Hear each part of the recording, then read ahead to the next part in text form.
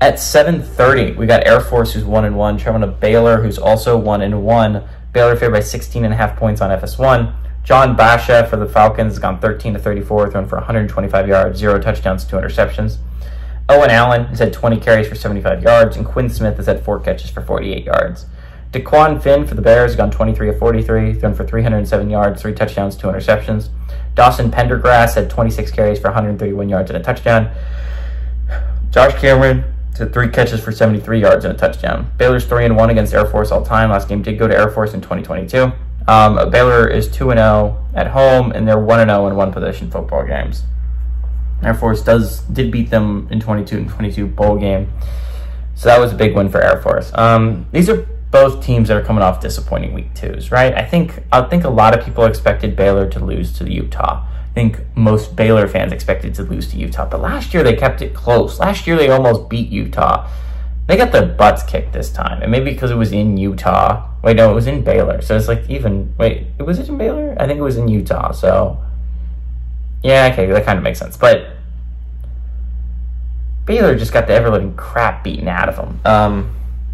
Air Force, also a disappointing week for Air Force. Air Force is a team that's used to being the last Mountain West team talked about. I was talking about them deep late into last year. I was talking about them deep late in the year before, right? And the Air Force has that standard where they're supposed to be a really good football team. They're supposed to be a threat in the Mountain West.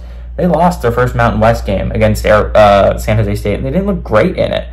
And I think they lost a decent amount of talent from last year, and so I guess it's kind of expected, but damn, Air Force. I'm used to seeing you guys compete at a very high level, and it wasn't that for this game.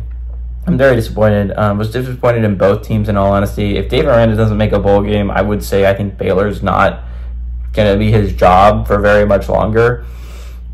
He needs to turn this ship around, which is crazy because in his first year, I think he won the Big 12, and he kept Oklahoma State out of the playoff. So it's like how the mighty have fallen. I guess a lot of that was a lot of the talent Matt Rule still had on that football team. But Baylor just has not been great. DeQuan Finn's going to need to step it up if Baylor Bears really want to make a bowl game this year, or really even want to compete for anything significant. Again, as early as we form opinions heading into week 3, right? None of these games, ultimately, most of them don't end up mattering, right? They're out-of-conference games.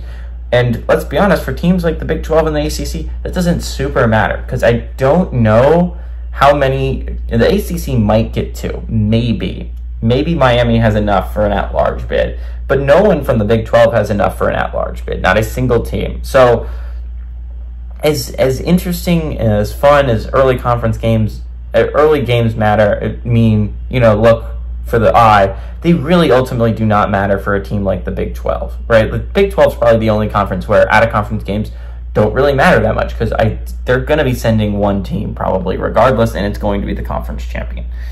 And they mean a lot for Group of 5 teams, because now you're battling against 4 other conference champions, and it means a lot for other teams because you need the at-large. You can fight for an at-large bid. In the Big 12, I just don't see that really happening.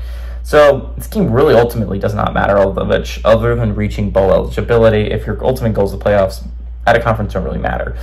But I like Baylor to run away with this one. Air Force looked really bad against San Jose State. I think Baylor is going to get a bounce-back game. Give me Baylor to win and cover at home.